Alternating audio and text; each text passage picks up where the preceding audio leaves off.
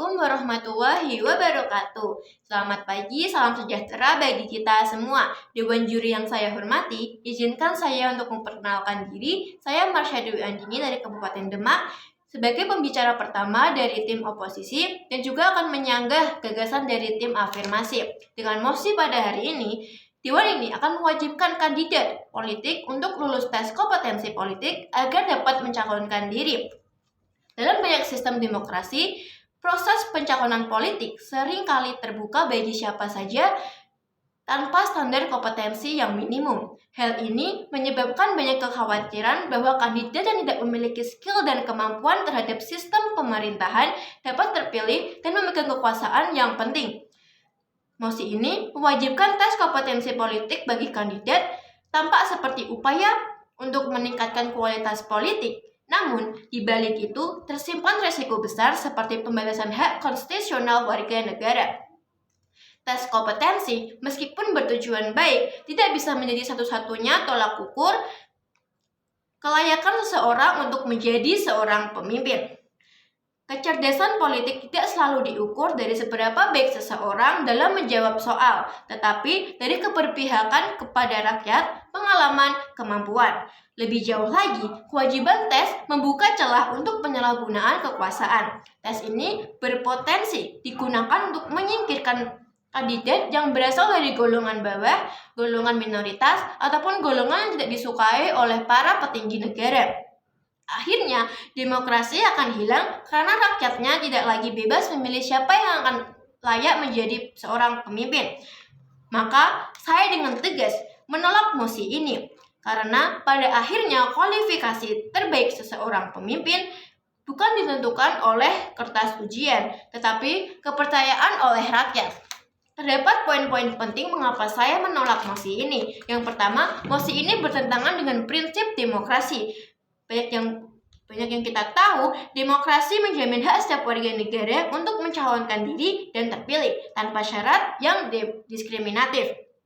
Dengan mewajibkan tes kompetensi, negara sama saja membatasi hak warga negara untuk ikut serta dalam dunia politik dan hanya terbuka kepada mereka yang lulus ujian tes saja. Ini bukan demokrasi yang inklusif, melainkan demokrasi yang elitis. Rakyatlah yang seharusnya menentukan siapa yang layak menjadi seorang pemimpin melalui pemilu, bukan dari soal pilihan gender. Yang kedua, tes ini biasanya rentan dimanipulasi. Kita pasti mengetahui siapa yang menyusun tes ini dan siapa yang menilai jika tidak oleh para petinggi.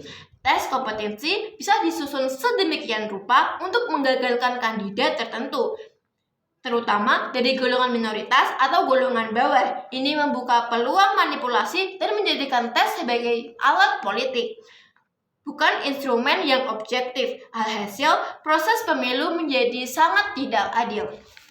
Yang ketiga, kandidat dari daerah terpencil seperti golongan minoritas atau golongan bawah bisa kesulitan menghadapi tes yang menggunakan standar nasional atau elitis.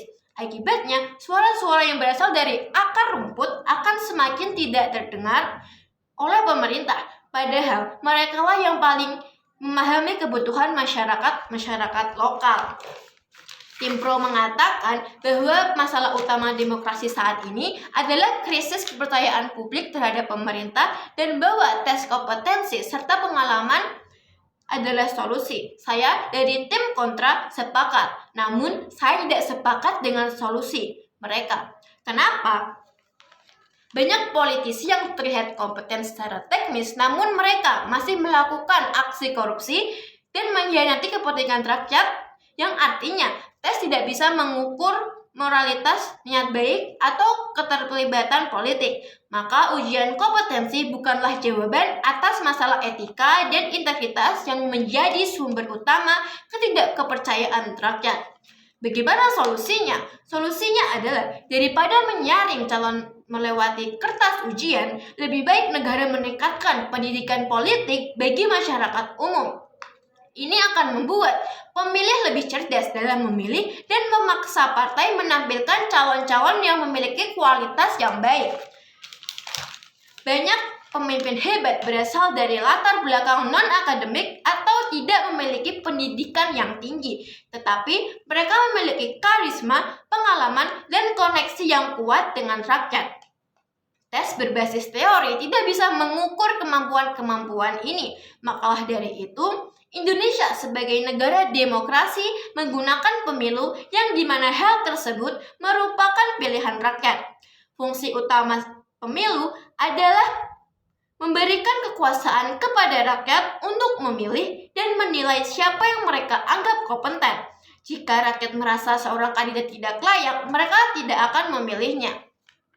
Kesimpulannya, karena berpotensi mengancam prinsip dasar demokrasi, yaitu hak setiap warga negara untuk dipilih dan memilih, tes bukanlah solusi atas rendahnya kepercayaan publik terhadap pemerintah. Justru transparansi, pendidikan politik, dan keterlibatan rakyat dalam pengawasan jauh lebih efektif dan demokratis.